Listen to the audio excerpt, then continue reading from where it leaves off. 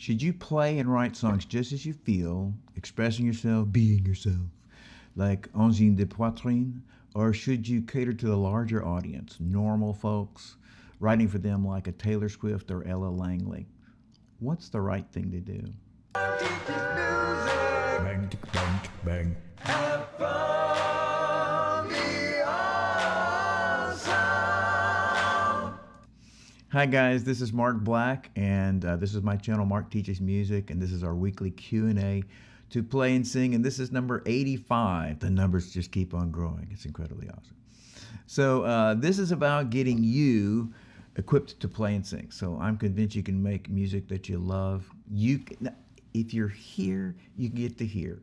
If you're here, you can get to here. Maybe some of you, including me, can go from here to who knows where.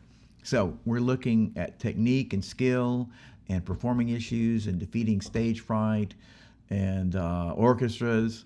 And so right now, put your questions in the chat. Hey, TDV. And talking about questions that I'm not talking about today.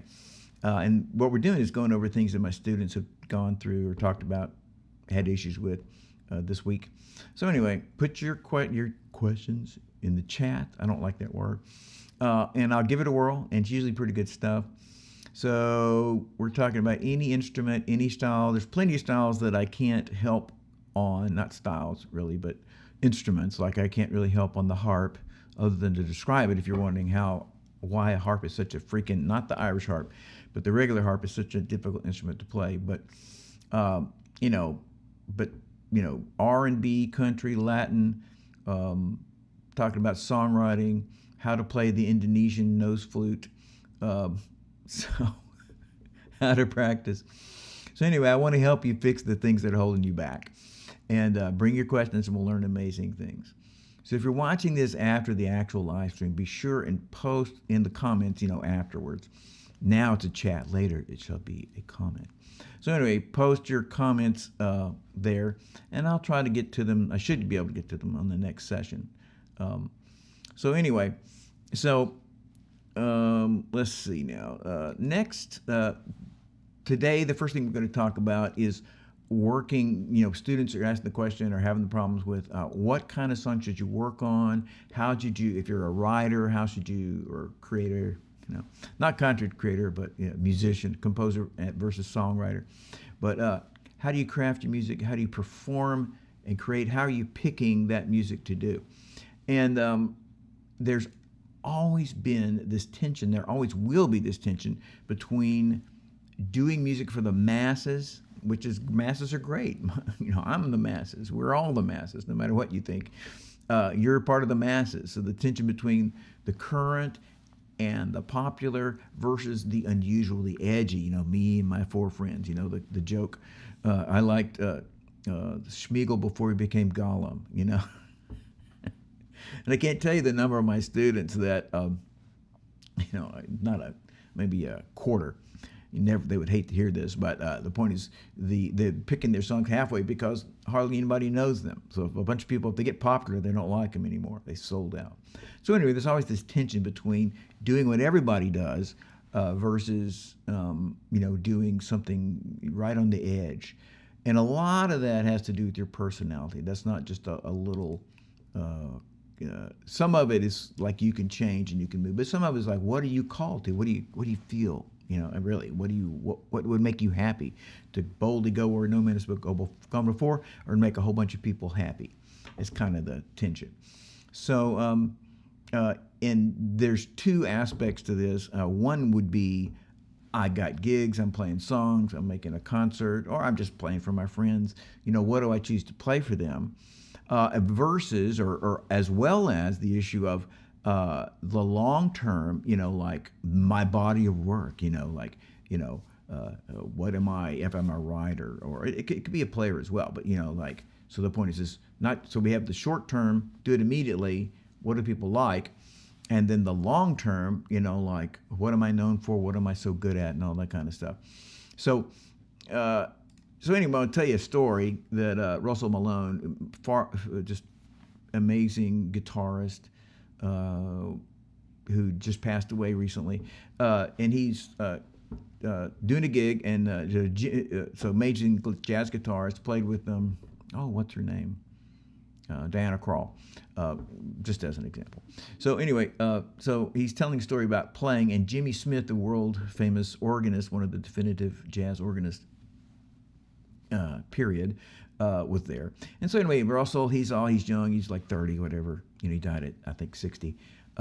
And so he's all like super cool, and he's pushing all these edges and doing a lot of stuff. So he has a bunch of his cool students and kind of younger acolytes in the audience, but it's a dinner theater in a setting. People are eating, older people are there, and the point is he wants to show his friends and his acolytes, he's like doing all this crazy stuff, and not just playing outside the changes, but just going wild, and like, oh my gosh, standing on his guitar and playing who knows what.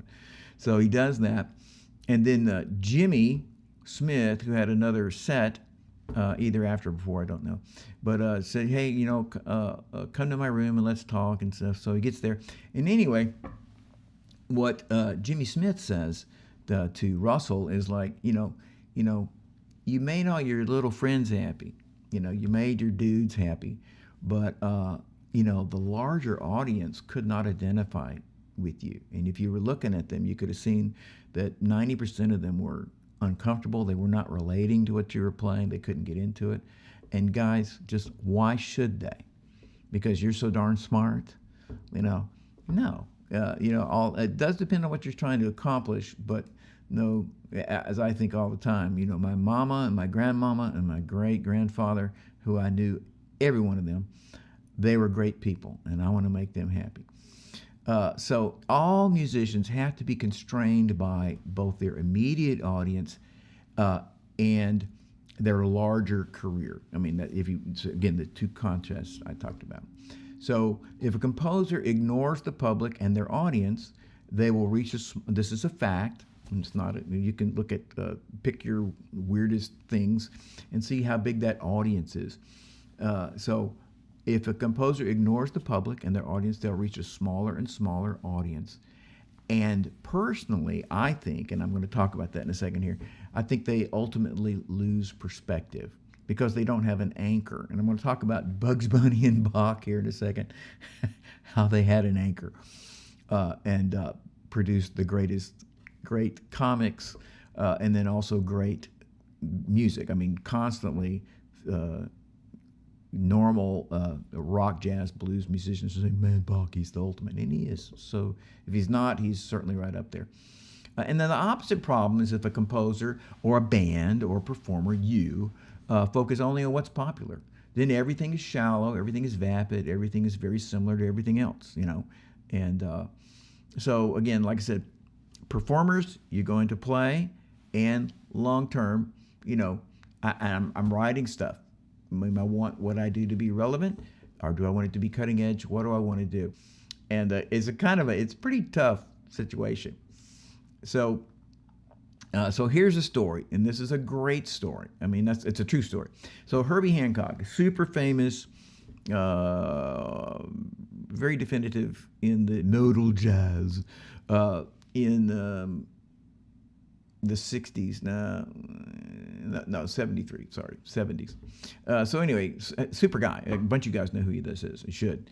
And so the point is here's the story. This is true. This is not a thing. So his band, Wandishi, early band of his, and they're playing those super, head trip jazz stuff, and everybody's like, whoa.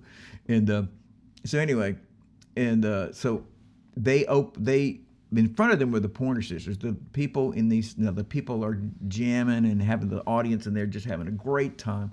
And Wandishi gets up with Herbie Hancock, the amazing Herbie Hancock, and everybody just, the auditorium almost empties out. And so he watched that, and he thought, I've got to find a way. I got to reach a wider audience. My watch went off. I got to reach a wider audience. So he got rid of all these musicians except Benny Maupin, saxophonist, and he auditioned people, and he hired a new band, and they rehearsed in Los Angeles, around the Bay Area, for half a year more or less, and then they went to the studio.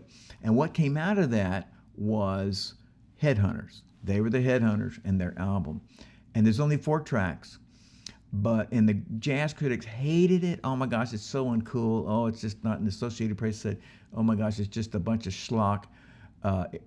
Everybody hated it. But that record went gold in 6 months.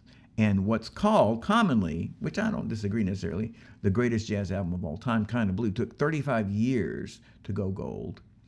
And so anyway, Headhunters went gold within 6 months, and it's the first jazz album to sell a million physical copies. It's the first platinum jazz album in jazz history.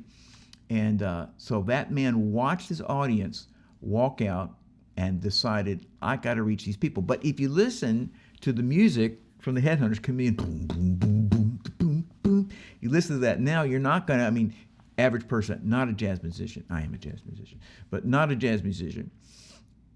But if you listen to that today, if you're not a jazz musician, you're going to think, whoa, that's pretty, I don't know if I like that, which is fine. I'm not challenging that. So the challenge for any musician, and this is you as a performer, for any musician in any era is to be like who? Bugs Bunny and Bach. BBB. Bugs Bunny and Bach. So Bugs Bunny and SpongeBob and Phineas and Ferb are wonderful, I don't know what, comics, what is it, animation, that's not the right word. But they're wonderful because they're funny to kids and they're funny to adults. So kids watch it, kids love it because it has kid stuff in there, people's faces explode and stuff like that. And adults loved it because it had deeper adult humor, and that's the straight up truth. That's Bugs. Now let's look at Bach. So Bach was able to make his music utterly deep at the same time he reached many, many people. So again, Bach was the cantor in Leipzig. And that's an auditioned position. In other words, the town elders and church leaders thought, I don't know about this dude. Let's see how he plays. He auditioned and said, this is what I do. And for 23 years he was there, and he was writing music for, all the churches. We would write one set of music that was played in all the churches of the town. It's like 20. It's a big city at the time. And so think of hiring committee. He's playing. He's got to please the people. He's got to please these town elders and church leaders. They had to love Bach and what Bach was writing. But at the same time, what Bach did? He had to please somebody else. You know who it was? Him. So he had to please Bach. He had to make Bach happy while he was pleasing all these people. So he had to learn to write in a way that kept his job, and it was also innovative and powerful, bigger than his audience, but not leaving that audience behind. Forget you plebes. So he was like, I'm going to pull you plebes along, and I'm going to do cutting edge stuff at the same time. So Bach wrote some of the greatest music ever written, if not the greatest music ever written. Many people would agree with that. So all musicians need to pull the bungee cord. You're stretching out, and it's pulling you back of the audience and the public. This is, of course, an opinion. As opposed to writing music that only people who hear it is, 100 jazz people in a city of 1 million, or you write your classical pieces and only people who listen to it are the other teachers at universities around the country. Big deal. So we need to pull the anchor of audience and public. And just by the way, if you're attracted to complicated music, deep music, not meaning, not lyrics, but the music itself is deep and complicated, the audience in our society is becoming more and more vapid, less intellectual, less thoughtful, less engaged with the arts. And so the music is becoming less complicated, less deep and less thoughtful. And I'm not really sure how that's going to work. And so, for example, jazz in the 50s and 60s, those dudes thought, oh my gosh, I can't think of his name right now, playing some of his songs, trumpet player, Dizzy Gillespie. And all those guys, they thought jazz was, and it was just growing and growing and growing, but the audience was a much more intellectual audience. And now jazz reaches a smaller and smaller and smaller audience. If you don't believe me, look up Billboard. And so people are always coming up and going like, hey, this is the new, this is the new rock, or this is the new, is this what popular music is going to become? And, introducing somebody that does crazy stuff, not crazy stuff, jazz or jazzy or whatever. And it's probably not going to happen as the intellectual strength of our society lessens. So the same thing with classical. You may not know this, but 1700s, 1800s, up until 1900s, and even after. Did you know that most of classical pieces, many classical pieces were written for piano, four hands. That is, two people to sit at the same piano and play music. And I'm saying Beethoven comes out with a symphony. They do a transcription, symphony number 3, symphony number 9, whatever, doesn't matter.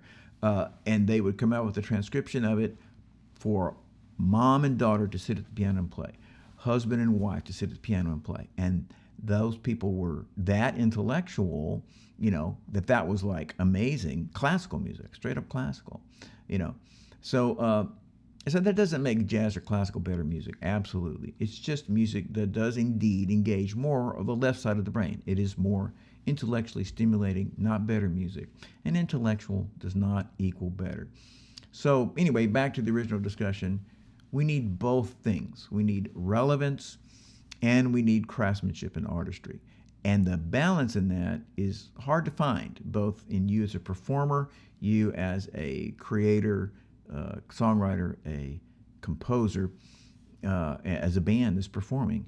It's like how to figure it out, both what makes you happy and what contains a link to the audience, normal people. Now, they don't have to, they don't have to love your music, but you have to figure out a way that you didn't just leave them in the dust. And again, frankly, atonality has done that, meaning that, I know you probably don't know this, but about 100, if you go to a classical concert, you're usually listening to music that's 100 to 500 years old, and that should tell you something about what's happened to jazz. So what are you more drawn to? Answer this question. Put this in the chat now. So what are you more drawn to? Here's a question. Listening and playing and creating popular music that normal people, everybody would love, or are you more drawn to listening, playing, creating esoteric, out there music that only the cool could get? That's not negative. We're just talking about what's more interesting to you, as a performer or musician. Stuff that everybody loves or stuff that few people love? And that's a great question, and there's no right or wrong answer to that. So put that in the chat, answer me. All right, so let's see now. Okay, so now it's time for me to tell you that you need to like, you need to subscribe, you need to share. That's those buttons down there, somewhere down there. You can click on that. And you should, some of you should take online lessons with me or in studio if you're in the Dallas area. You can email me at mark@dallasmusiclessons, or you can go to mark@dallasmusiclessons.com. Actually, you can go to www.markteachesmusic.com now. So anyway, let's see if I can pull that up. Darn it.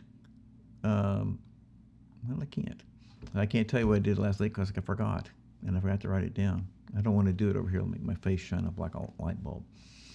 So the second topic today is working with my students, and this is just an eternal, you can't hardly mention this without a billion people going, dude. So using and mastering modes. And it's like, okay, modes. Everybody's super excited about modes. Modes. Oh, God, I've got to learn modes. Oh, I've got to learn modes, And so first, let's get a little historical perspective. Now, again, we'll have, what do you call those, timestamps. You could skip this if you don't want to hear this. So that's cool. But historical perspective. So the medieval names for the modes came from the Greco-Roman era. So 500 to 200 years before Jesus, even in Greek rather than Roman, really. And we don't really know how they were played today. We do not know what those Greek modes sounded like. And in medieval times, they're like looking back on the past, like, dude, Greeks and Renaissance, dude, the Greeks, they rocked. They're trying to revive the Renaissance, the rebirth. So they're trying to reach back to classical civilization, Rome and Greece. So they're like, dude, there are these names for modes, dude, we gotta hang on, we gotta get this back, So interestingly enough, they took those Greek names, and I'm going to tell you what they are, Ionian, Dorian, Phrygian, Lydian, Mixolydian, Aeolian, Locrian. And those, for the Greeks, were named for different, there you go, this is cool. They took these Greek names, those names, from different places in, guess where? Greece. So Dorian mode is this is for the Greeks now, is for, Doris, in Greece, and Phrygia is from Phrygia, and Locrian is from Locria. It's like the people in this area were like this. Locrians like the Locrians, Dorians like the Dorians. And if you played in Dorian mode, you'd feel like the Dorians. And I'm just, be historical just for a minute here. Plato, Aristotle said, man, Dorian is the bomb for educating the young. It's, the steady, manly, moderate. And he said, man, Phrygian is just too emotional. The mode. You see what I'm saying? There's a mood, right? Mood. And Plato was like, dude, Dorian and Phrygian was great. And he said, Mixolydian stinks. And, and Ionian and Lydian were like relaxed drinking party songs, modes. I don't know why. But, so anyway, so that, that was bad for your character to listen to that. So I'm saying modes, moods, right? So anyway, so modes. So anyway, what's weird to me about this is that all 7 modes are contained within the major scale. Your band, your concert band when you're in the 7th grade, your orchestral, choir, major scale. Da, da, da, da, da, da, da, da, da, da, da, da, da. So originally, again, you can skip this in a minute. You can look in the thing and find right where I start playing and that kind of stuff.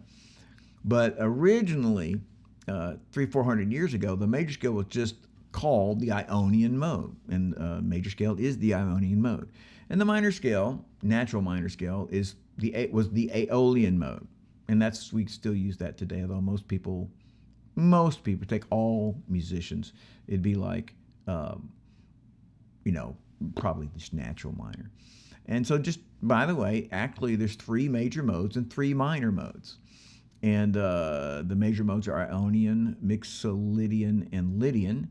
And the 3 minor modes are Dorian, Phrygian, and Aeolian. That is, I'm playing a minor key, A minor. I can do, A Dorian minor, A Phrygian minor, A Aeolian minor. I want to play in a major key. I want to play in E. I can play E Ionian, E Mixolydian, E Lydian. They're all major modes. So you could potentially use any of the major modes over major chords and any of the minor chords over minor chords. Now, I'm going to talk about that more in a minute. So back in the day, but before I talk about it, back in the day, from medieval Renaissance time through Baroque times, these modes are, duking it out with composers. Like, what is the bomb? What is the mode we need to go for? What's the better? Is it Ionian? No, it's Lydian. No, it's, no, it's Phrygian, so by the Baroque era, the Ionian mode had become so strong and powerful, it became the major mode. It's the most important mode. It's the major mode, right? Ionian mode. So we hardly even know that name unless you're a jazz player or a prog rock or whatever. So, and the same thing happened with the minor scale, Aeolian, but it's not quite as strong because we haven't really settled on a minor mode. Because most songs, for example, in a minor key, they usually have Aeolian natural. They usually combine several scales, kinds of minor scales within the same song. So that's why we have, instead of normal speak, including classical, instead of Dorian, Phrygian, and Aeolian, we have natural, harmonic minor, melodic minor. So anyway, and almost any song, the song's going to work on today, but they're just normal songs. They're going to combine that the song itself will have more than one minor scale in it. The same tonic, A or B or D minor, but different variations. So I'm going to drink this coffee. So problems with the modes. Number one is the chords. Everybody's like, oh, modes, and all these videos on modes.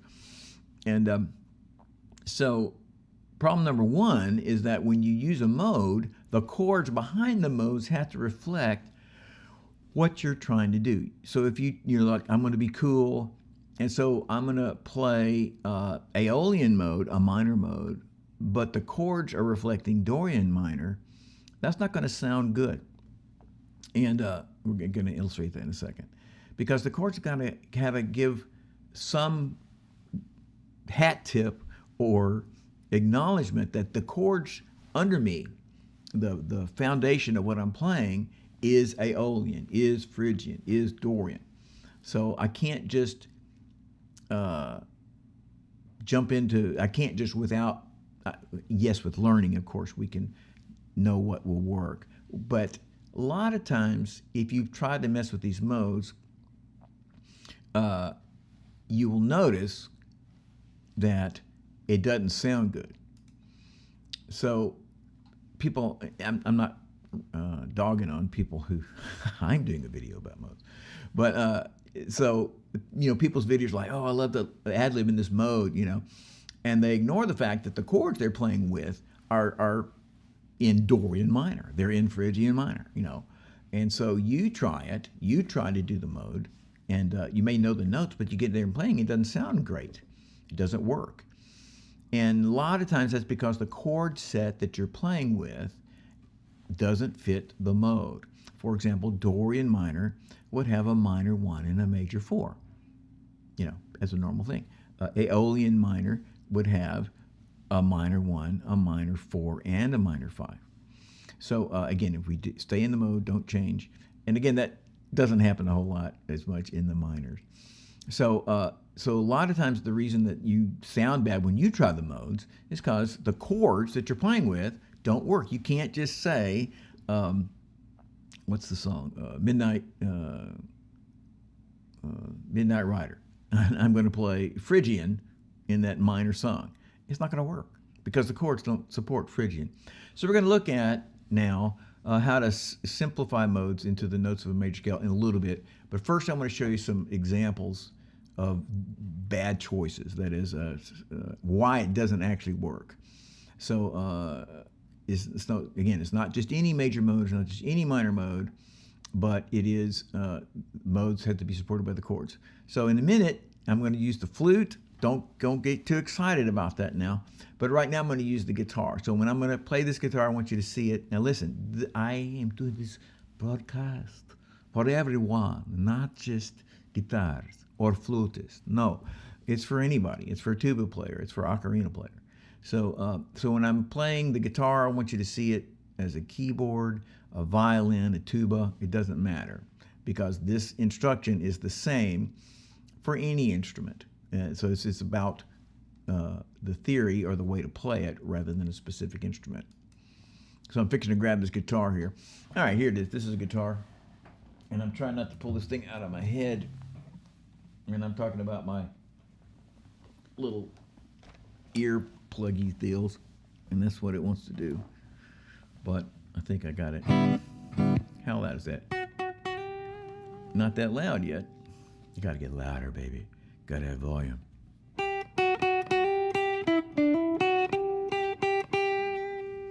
All right. That doesn't seem loud enough to me.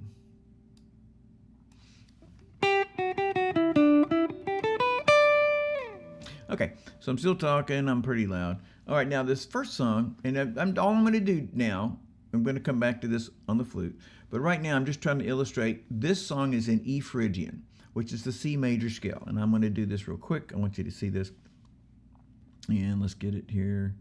Here it is. It's in E Phrygian, and I'm going to play. That would be the equivalent, the same notes as the C major scale. You know, I don't think I showed you guys this thing I wanted to show you. Well, let me just interrupt me in a minute. And so I wanted you to see this. Let me interrupt myself what I just said, which is really kind of sad. But here, I just want you to see, here's the notes of the D major scale. And D, E, F sharp, G, A, B, C sharp. And then notice that the notes of D Ionian are right, the same notes as the D major scale, like I said. The notes of the E Dorian minor scale, look, that's the same notes, just starting and emphasizing E. And then Phrygian minor is the same notes, F sharp Phrygian, same notes as the D scale, but starting and emphasizing F sharp. And then G, Mixolydian, look, that's the same notes as the D scale. I don't think that's right.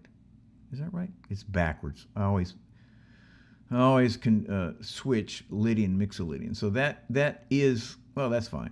So anyway, Mixolydian, G Mixolydian, there's the notes. Look at that. And G Lydian, is that right? No, that's backwards. G and A are backwards. So the point is, G Mixolydian is, those are the right notes, those are just the wrong names. So G Lydian would have those notes and A Mixolydian. So anyway, that's wrong. Sorry, that's embarrassing, but I'll live. So, and then B Aeolian, see, is the notes of the D scale, and C sharp Locrian, it's the same notes as the D scale. So I'm saying using the major scale to get all the notes that we want. And maybe I'd already planned on doing that in a different place, but regardless, this song is in E Phrygian. And I'm going to have to start it several times because it doesn't, like I said, a lot of these minor songs don't stay in one key. But so first I want you to hear, I'm going to play the C major scale as the C major scale. Well, let's just do it a little more.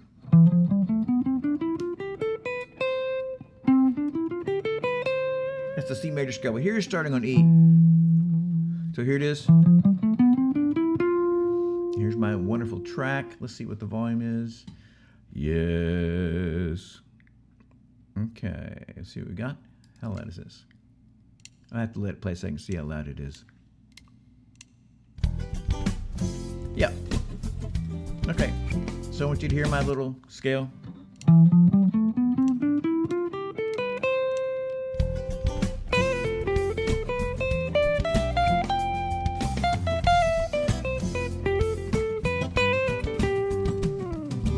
Again, we're going to come back here on the flute and do something different, but right now I'm just wanting to say, so that's Phrygian, E Phrygian.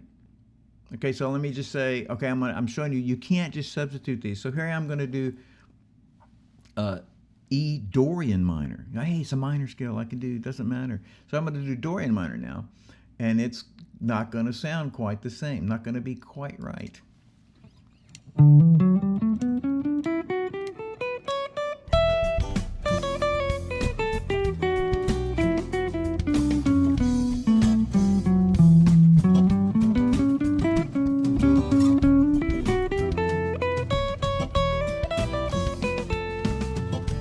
What I want you to know is it doesn't quite work. You can hear that. Now let's try E Aeolian with our little Phrygian backing track. Just a random song. You're trying to stick in these modes. Maybe you're sticking in the wrong scale. So let's try that, and there we go. I'm going to go.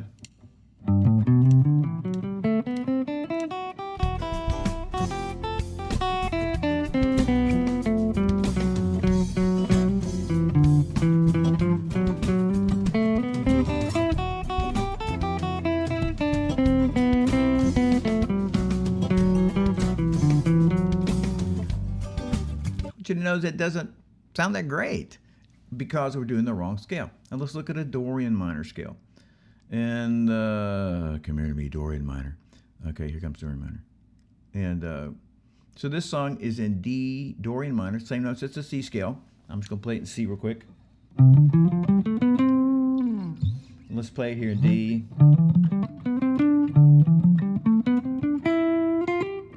So here I'm gonna start this. I want you to hear this.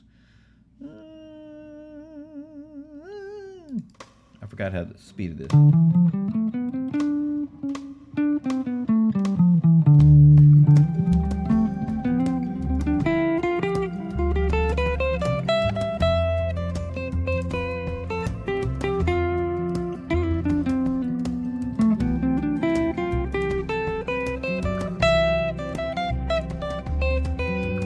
Okay, just want you to hear that sounded right. Now, and my track is not quite helping me. So now let's try it. That was Dorian minor, D Dorian minor. Let's try D Aeolian, which is natural. And this won't sound that bad because they're very related.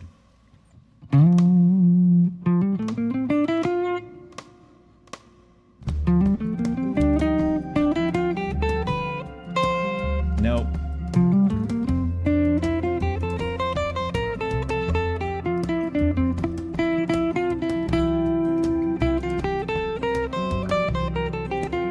So you hear that doesn't quite sound right. It's not like evil. It's just like not quite right.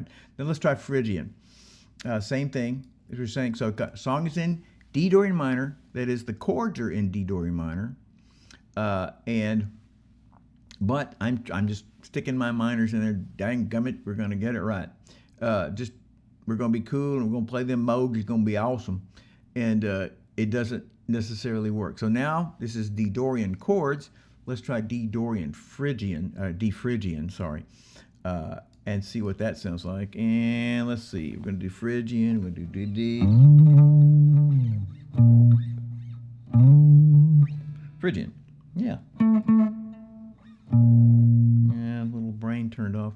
All right, here it comes.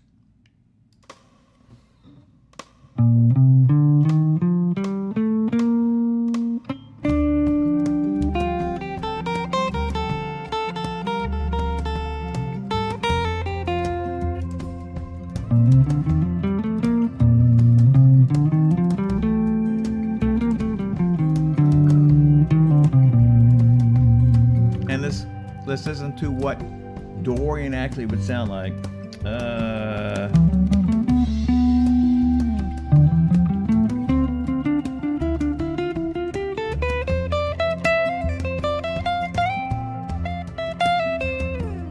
So that was my example. I'm going to put this away. Of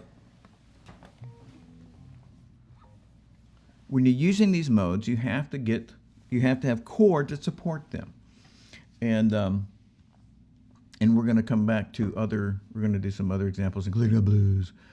Well, sort of, no. Anyway, the point is, so we have to have these modes supported by chords. We can't just use them. So the second thing is, it's so crucial to know that all of the basic scales, that's what my picture was for. All of the basic classic modes, Ionian, Dorian, Phrygian, Lydian, Mixolydian, Aeolian, Phrygian. Well, that's not, yeah, no, it's Locrian. There we go. Good gracious. They're just the same notes starting on different scale degrees. So let's look at this messed up picture again. I'm so sorry it's messed up. That's what happens when I don't have enough time to do everything. So I can get all these modes. Again, G and A should be switched. So these notes are for G Lydian. What you see here, this is wrong. G Lydian would not be these notes. I'm sorry, these notes would be G Lydian, and these notes would be A Mixolydian. So this is wrong. But I want you to see all these modes. I mean, I'm serious, be happy. You know, all the modes you want to play in are some kind of major scale. This is a wonderful truth. We're happy about this. So here, the learning splits. And so first off, the idea that, so they were thinking about these, you know, they're like, back in the Middle Ages, they were thinking about these like, you know, how can I take these scales that I know and let me see, hey, I could just start the same scale on a different note and it would be this cool song with this cool little edge. They were thinking that back in the Middle Ages, Renaissance, you know, and so a song built from a different note, it'd be a different cool funky sound. So that's true.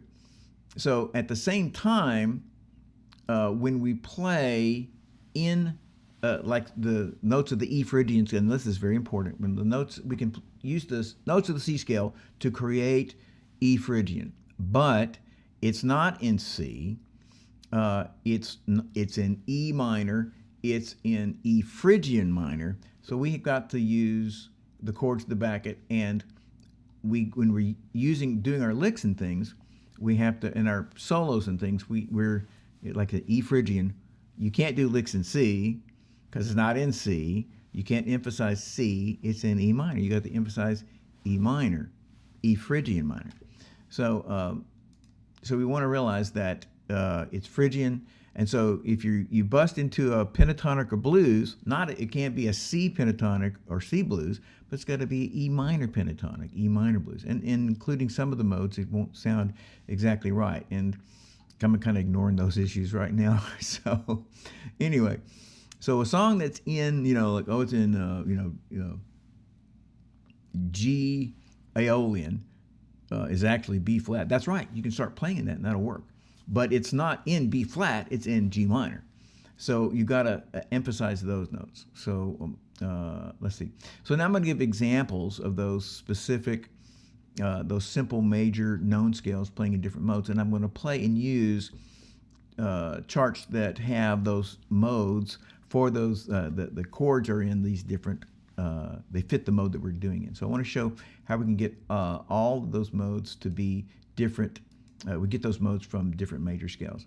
And so I'm going to play 2 songs in C major, and 1 song using the C major scale, 1 song using the D major scale, and 1 song using the B flat major scale. But they're all in a different mode than major. So so anyway, so let me ask you a question real quick. Here's my question. Have you either been trying out modes and noticing, hey, it isn't working, and why is that? Why do you think that is? So you've been trying out modes, or you've been working with modes and it's not working. So give me questions in there, and I'd like to know your thoughts, and that's a good thing. So anyway, so let's see. I'm going to take this here flute thing, and so remember I said a minute ago that when my guitar, it's not a guitar, it's a tuba, it's a trumpet. So I'm picking up this flute. You got to be thinking, oh, this is a guitar, this could be a piano. You don't know what it is. It doesn't matter. It just happens to be the instrument that I can grab real quick and play with.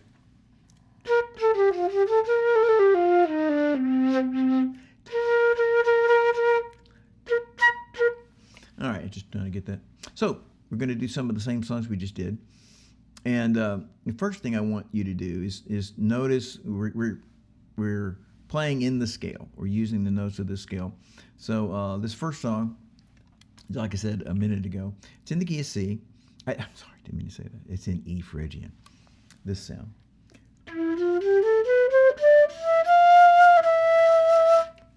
And listen to it. Super cool to me.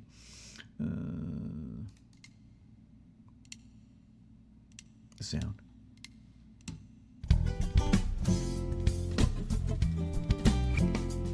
So those chords are going back and forth. So let you hear this. And here we go. With our count off. Yay, count off. C scale.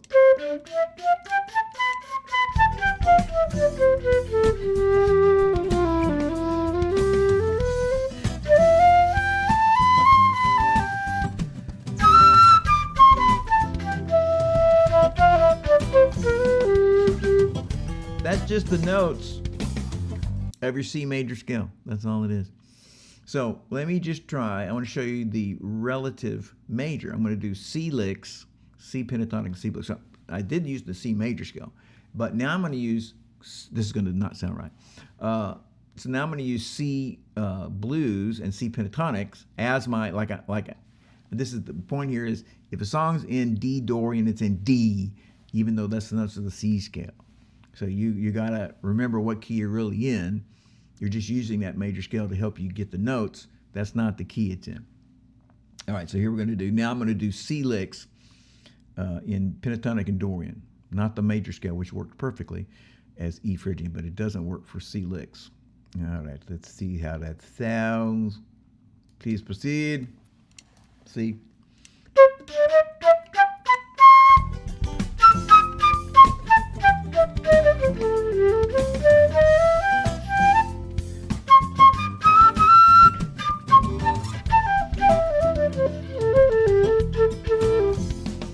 Well, you know what? I think that sounded pretty good. So, all right. So let's listen to that same issue. Now let's use E minor pentatonic and blues. Let's see how that sounds. If it sounds better than the same.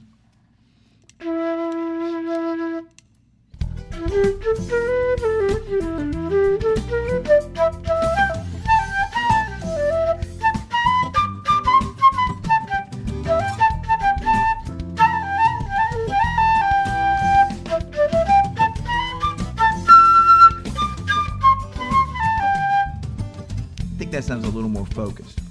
And if you're playing this, my most important note is the E, not C. Okay?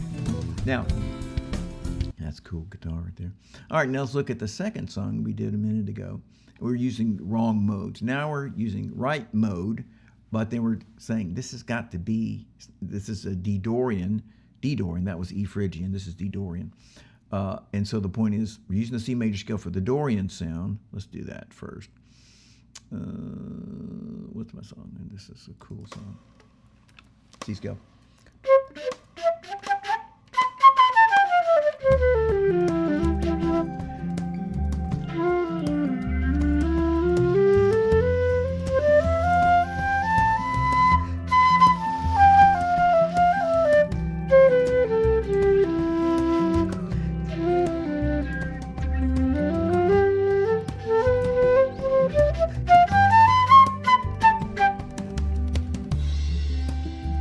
C major scale. Huh. But my licks need to be, I'm going to show you the licks here in D minor blues and D minor pentatonic.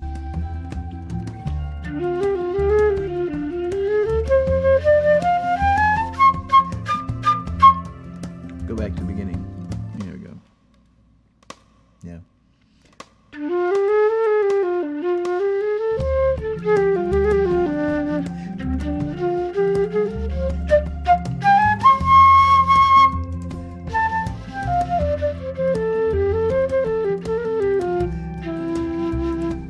My song is kind of slid over now into the Aeolian. So here we are right back in Dorian.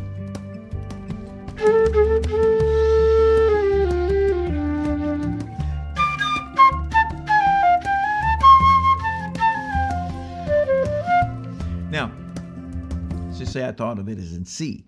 So I'm going to do C pentatonic, C blues. It's not going to, C major pentatonic, C major blues is not going to sound quite right. Here we go.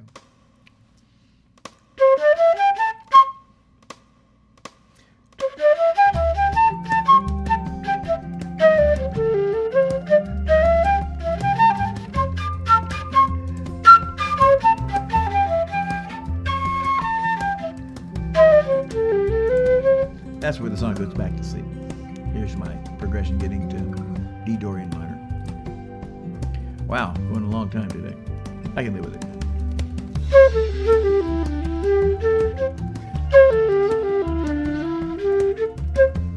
It really didn't sound that bad, but the D Dorian minor sounded better. Okay, now let's do another song. This is in A Mixolydian, and so those are the same notes as the D scale.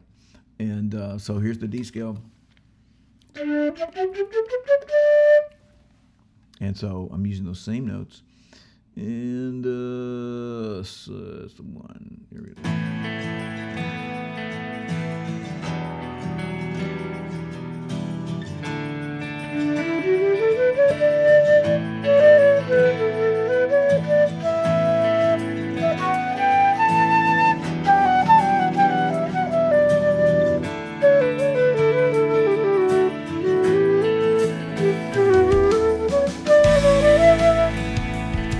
That down a little bit.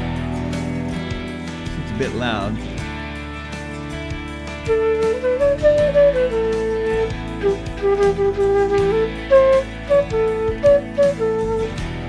All right.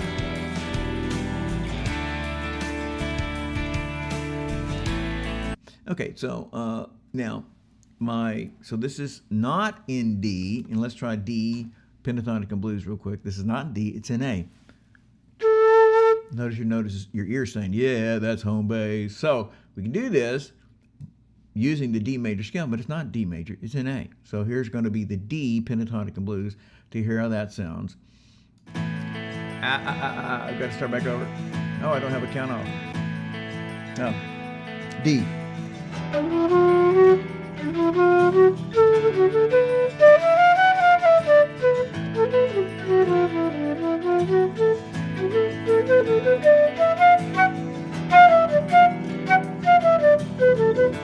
So once you notice it sounded okay. It didn't sound bad, terrible, but it didn't quite sound right. Now let's do one more example. And this is deep, soulful ballad. And this is in G Aeolian. Now that's natural minor. So when we play in, that's the B flat major scale. And here that sounds.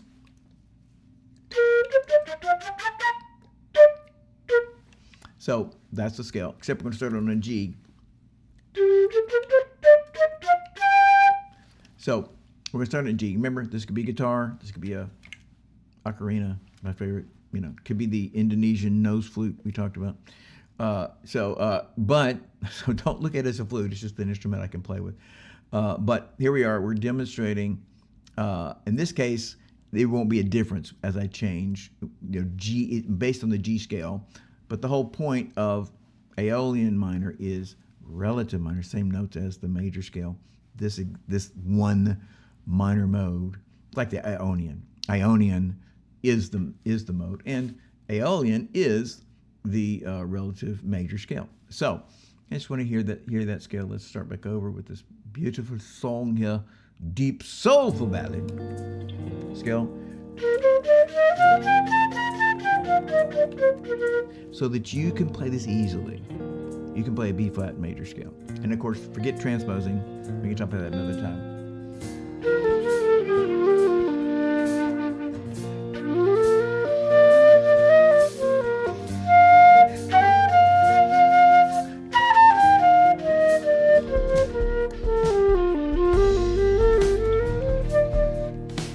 Now, it's going to take a minute, and again, G minor pentatonic and B flat, B flat pentatonic. They're the same notes. Then the blues scale, same thing as the B flat major blues scale. So, but we'll do that for a second just to hear. Let me just do pentatonic blues in Aeolian minor. Start back over here. And here we go.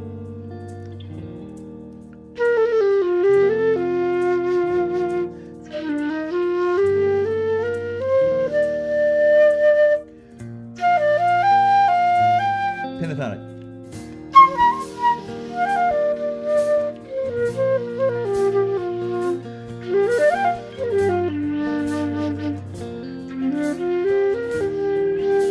Blues scale.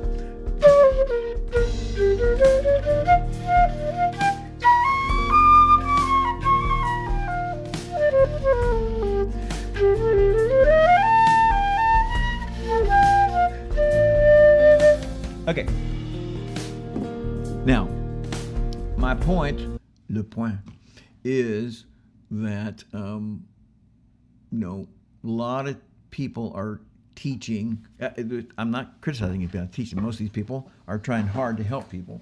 So we got two camps normally, which is, hey man, these scales, these modes are just major scales. And we got a lot of people that are like, hey man, you can't treat these modes, they're, Phrygian. It's like they came from Mars, it's like, who knows? And if you focus on it's not a major scale, then it's like it's this alien thing, and it's hard to do that. To start with, great people are not going to have problems with that. If you're becoming great, though, you're heading to goodness or greatness, it can be very confusing. So one camp presents it like, hey, it's super easy, it's just these major scales. Another presents it like this complete, world, you fool, why did you turn into a major scale? Because you got to focus on the key it's in. So it's actually both. So let's pick, let's say E Phrygian. No, D Phrygian is what I'm trying to say. So that is the notes of the B flat scale. And you can use the B flat notes, but you can't, it's not B flat, it's D Dorian. Did I say Dorian? Phrygian, D Phrygian. It's just a minor scale. So let's see. So there you go. So we want to use the major scale to get started, and it's great that you're doing it. And then as you're doing it, yes, you're coming along and you say, wait a minute, this is this is the D Dorian using the C scale. It's like, oh, I'm playing these notes, and then you're like, hey, this is D minor. This is not C. I'm using C for the 7-note scale, but this is D minor, a D scale. So it's really D minor. It's really E Phrygian, and that's wonderful. So the two things that I gave my playing examples to remind you is, number one, chords used have to support the scales you're using. They can't clash with it. That's the first thing we did. And then we said there's a handy way to slip all the modes from a major scale. But when you get there, you have to remember, just because you're using an F major scale to get the notes to play A Phrygian, an F major scale, you're not really in F, you're really in A Phrygian. Okay, so here's the question I asked again, and I haven't got a single chat, but I'll live. The question was, have you been trying out modes, and then have you noticed it hasn't worked? And, have you noticed that or not? So let's see here. I'm supposed to do some stuff here. So, yeah, where did it go? Right there. All right. So good. This is Mark Black. This is Mark Teaches Music. This is my Q&A to play and sing number 85. So today we talked about the tension of playing and writing, creating, performing popular, comfortable music that everybody loves versus cutting-edge, challenging music that, that are kind of for a few. And your personality affects that a lot, which is fine, super fine. And we talked about how to simplify modes. But we can't get so simple that we use the modes where they won't work. Has to have the chords that support it. And when we use a major scale to play the modes, it's not in that major scale unless it's Ionian mode, or you could say also Aeolian mode. It's in that minor key that it really is in. Again, so if it's in D Dorian minor, it's not in C. You use C major scale for a 7-note scale, but it's in D minor. Minor blues, minor pentatonic. So and I ask these questions: should you be able to play and write songs just as you feel and express yourself, be on the cutting edge, craziness, or should you cater to normal folks? And I, said Taylor Swift, and I said Ella Langley. What's the right thing to do? Question number 2 I asked is, what are you more drawn to? Are you more drawn to listening to popular, normal music that everybody loves, or are you more drawn to esoteric, out there music that only the cool people get? And the third question was, have you been trying out modes? And either, boy, they're just working great, or this isn't working, and why? So put that in the chat and tell me that. I'd love to know your opinion, and I'd love to know your questions and answer them. So I want you to have a great week. And let's see here. Can I make this work? I want you to have fun, dang it, and I want you to be awesome. Have fun. Be awesome. That's still me. I said like, subscribe. You know you should. Oh yeah. Have fun. Be awesome. Like, subscribe. Have fun. Be awesome. You know you should. Have fun. Be